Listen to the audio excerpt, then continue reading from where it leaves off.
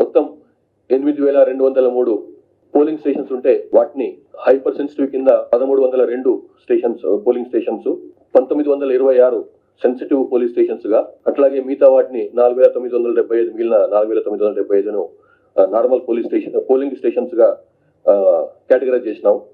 దానికి తగ్గట్టుగా hyper sensitive polling stations కి ఎంత బందోబస్తు పెట్టాలి, నార్మల్ పోలింగ్ స్టేషన్స్ కి ఎంత బందోబస్తు పెట్టాలి, తర్వాత సెన్సిటివ్ పోలింగ్ స్టేషన్స్ కి ఎంత బందోబస్తు పెట్టాలి, దాని ప్రకారం ఒక నిర్ణయం తీసుకొని ఆ విధంగా బందోబస్తు ఏర్పాటు చేస్తున్నాం. మనకున్న ఫోర్సే కాకుండా forest department, excise department, legal metrology ఇక్కడ నుంచి కూడా మేము అవుట్ సైడ్ డిపార్ట్మెంట్స్ నుంచి కూడా ఫోర్స్ ను రిక్వెస్ట్ చేసినాము. వాళ్ళు ప్రొవైడ్ చేస్తారు, ఆ డిపార్ట్మెంట్స్ కూడా ప్రొవైడ్ చేస్తున్నాయి. ఇవే కాకుండా మా with in the police department లో ఉన్నటువంటి తెలంగాణ స్పెషల్ పోలీస్ కానీ, సిఐడి కానీ, ఏసీబీ కానీ ఇట్లాంటి వాళ్ళ డిపార్ట్మెంట్స్ నుంచి కూడా ఫోర్స్ ను రిక్వెజిషన్ చేసి డిప్లాయ్ చేస్తున్నాం. ఫైనల్ గా ఎవరైతే ఎలక్షన్లకు ఓటింగ్ చేసే వాళ్ళు, ప్రజలు, ఓటర్లు నిర్భయంగా, నిశ్చింతగా, అనుమానం లేకుండా వెళ్ళి వాళ్ళు ఓటింగ్ చేసుకుంటారని చెప్పి నమ్ముతున్నాను. సెంట్రల్ ఫోరెన్సిక్ సైన్స్ లెబొరేటరీ నుంచి నిన్న ఒక ఎక్స్పర్ట్ వచ్చినారు. అట్లాగే నాగ్పూర్ లో ఉన్నటువంటి fire safety institute of fire safety and అది ఒకటి ఉంది, చాలా టాప్ ఇన్స్టిట్యూట్ అది భారతదేశంలోనే. అక్కడి నుంచి కూడా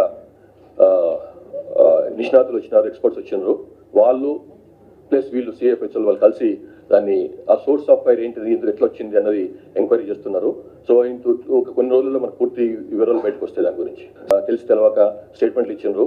ఏది అందులో ఏదో పాత కేసు, చాలా కీలకమైనటువంటి కేసు సంబంధించినటువంటి అవన్నీ పోయినాయని చెప్పి టోటల్లీ ఫాల్స్. అది అట్లాంటిది ఏం పోలేదు.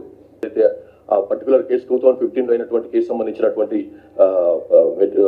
కేసు మెటీరియల్ ఉందో అది 2021 కల్లా మొత్తం ఎంటైర్ మెటీరియల్ కోర్టు పంపించినాము. ఎఫ్ఎస్ఎల్లో ఆ కేసు సంబంధించినటువంటి మెటీరియల్ ఏం లేదు.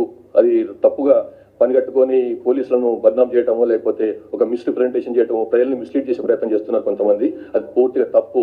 మా దగ్గర ఆ కేసు సంబంధించినటువంటి 2015లో జరిగినటువంటి ఆ కేసు సంబంధించినటువంటి మెటీరియల్ మా దగ్గర ఏది లేదు. Entire material was shifted to court. అది ఛార్జ్షీట్ కూడా అయిపోయినాయి ఆ కేసులు. కాబట్టి అది ఆ రకంగా ఒక అనుమానం కలిగించేట్టు మాట్లాడటం తప్పు. ఆ సంబంధించినటువంటి కేసు, ఫోన్ ట్యాపింగ్ కేసు సంబంధించినటువంటి ఫైల్స్ అన్ని కూడా, రిపోర్ట్స్ అన్ని కూడా పంపించేసినాం. ఎఫ్ఎస్ఎల్లో ఏ రిపోర్ట్ లేదు.